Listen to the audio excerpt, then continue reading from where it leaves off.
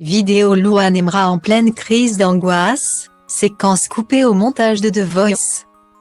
Son passage dans l'émission The Voice a tout simplement changé sa vie, c'est indéniable. À peine âgée de 26 ans, Louane a déjà sorti 4 albums, dont le dernier, Sentiment. Date de la fin de l'année 2022. Apparue de nombreuses fois à la télévision, tout comme au cinéma. Maman d'une petite Esmée qui vient de célébrer ses 3 ans et épanouie en amour dans les bras de Florian Rossi.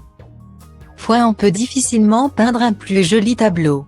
Quand elle s'est rendue pour la première fois sur le plateau de TF1.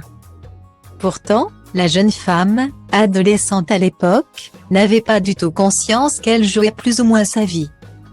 Invitée sur le plateau de l'émission En aparté, sur Canal+ le 11 avril 2023, Louane Emra s'est retrouvée face à une séquence qu'elle connaît bien, celle de son tout premier passage dans The Voice.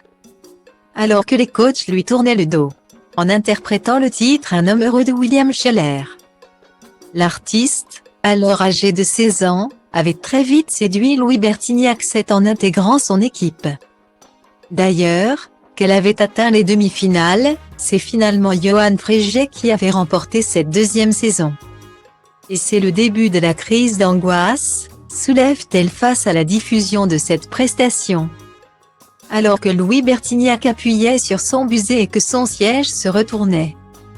Déjà, la voix de Louane commençait à trembler de manière incontrôlable.